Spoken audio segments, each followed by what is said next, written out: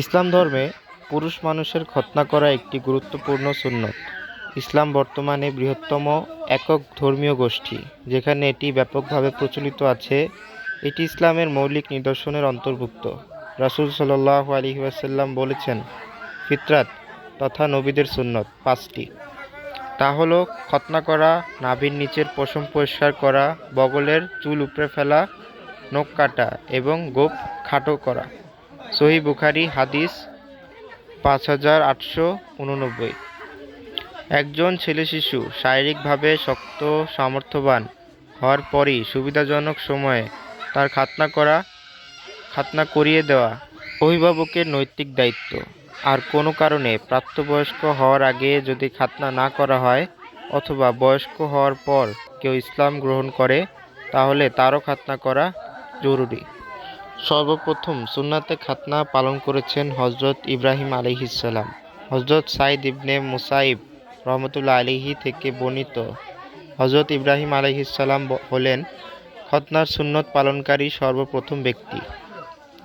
পবিত্র কোরআনে আল্লাহ ইরশাদ করেছেন, স্মরণ করো যখন ইব্রাহিম আলাইহিসসালামকে তার রব কয়েকটি বাণী দিয়ে পরীক্ষা করেন, অতঃপর তিনি তা পূর্ণ করেন। তিনি বলেন, আমি তোমাকে মানুষের জন্য নেতা বানাবো।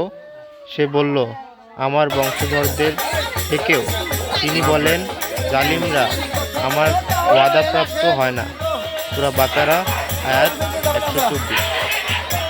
সূরা বাকারার এই আয়াতের ব্যাখ্যায় আল্লামা ইবনে কাসির রহমতুল্লাহ আলাইহি, ইমাম আব্দুর রাজ্জাক রহমতুল্লাহ আলাইহি এর সূত্রে বর্ণনা করেন, ইব্রাহিম আলাইহিসসালামের পরীক্ষাগুলোর মধ্য থেকে একটি শারীরিক পরীক্ষা হলো খতনা করা। তাফসিরে ইবনে কাসির।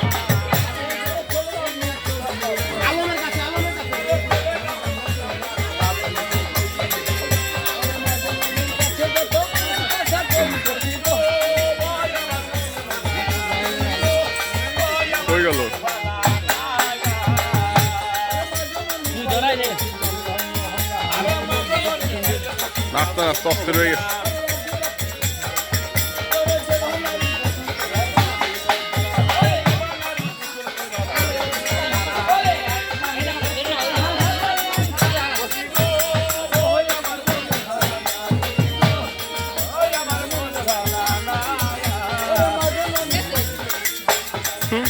ভালো লাগতেছে পরে যা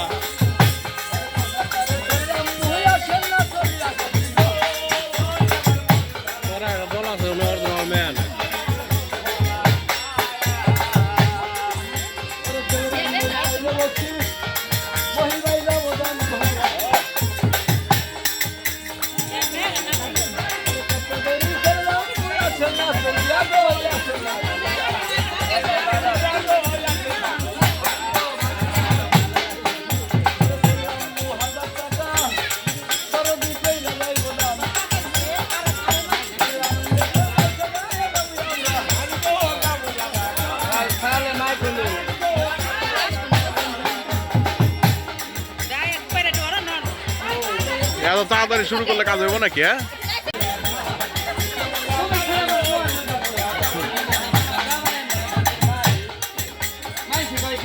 আমার